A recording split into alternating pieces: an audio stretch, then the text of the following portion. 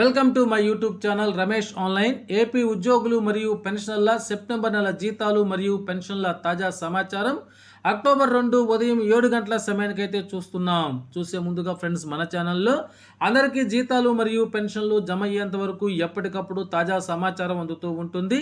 అటువంటి సమాచారం మీకు అవసరమైనట్లయితే వెంటనే మన ఛానల్ని సబ్స్క్రైబ్ చేసుకొని ఫాలో అవ్వండి.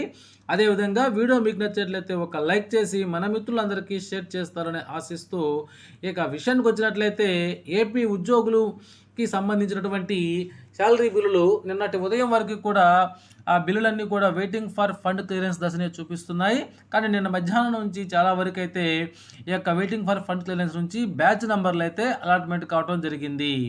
ఈ విధంగా బ్యాచ్ నెంబర్లు అలాట్మెంట్ అయ్యి కొంతమందికి అయితే జీతాలు కూడా జమ అయ్యాయి. ఇక్కడ మనం చూసినట్లయితే ముఖ్యంగా 10 to 15% అయితే జీతాలు జమ అయ్యాయి.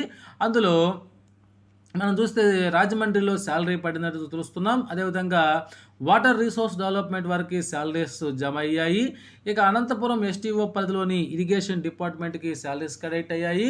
వైద్య ఆరోగ్య శాఖకి ఏపీ జ్యుడిషియల్ డిపార్ట్మెంట్ ఉద్యోగులకి అయితే జీతాలు జమ అయ్యాయి. అయితే వీటిలో కొంతమందికి పేమెంట్ స్టేటస్ సక్సెస్ అని చూపించినా కూడా వారికి బ్యాంకు ఖాతాలో అమౌంట్ అయితే జమ కాలేదు. ఈ విధంగా జమ కాకపోవడానికి కారణం కనుక మనం చూసినట్లయితే ఎస్బీఐ సర్వర్లు డౌన్ అవటం వల్ల ఈ దేశవ్యాప్తంగా లక్షలాది మంది కస్టమర్లు అయితే ఇబ్బంది పడుతున్నారు. కంపెనీలు 1వ తారీఖున జీతాలు వేయలేకపోతున్నాయి. అదేవిధంగా ఏపీ ఉద్యోగులకు కూడా ఈ విధంగా ఎస్బీఐ సర్వర్లు డౌన్ కావటం వల్ల డబ్బులు కట్ అయినా కూడా పేమెంట్ ఫెయిల్ అవుతున్నాయని తెలుస్తూ ఉంది. కాబట్టి ఈ విధంగా మనకి ఎస్బీఐ సర్వర్లు డౌన్ కావటం వల్ల నిన్న కొంతమందికి మాత్రమే ఉద్యోగులకి జీతాలు జమ అయ్యాయి.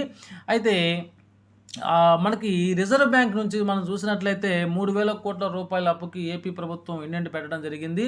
అయితే ఈ వేలంపాటలో వచ్చినటువంటి 3,000 కోట్ల రూపాయలు ఏపీ ప్రభుత్వానికి అక్టోబర్ 3వ తేదీన బ్యాంకు పని వేళల్లో వారి యొక్క రిజర్వ్ బ్యాంక్ యొక్క కేంద్ర కార్యాలయమైనటువంటి ముంబయి మరియు వారి ప్రాంతీయ కార్యాలయాల ద్వారా బదిలీ చేయడం జరుగుతుంది.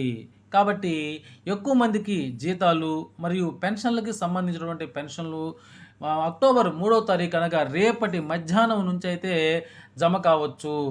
కాబట్టి ఇక ఉద్యోగులకి ముఖ్యంగా ఎడ్యుకేషన్ డిపార్ట్మెంట్కు సంబంధించినటువంటి బిల్లులో కూడా కదలిక రావాల్సి ఉంది.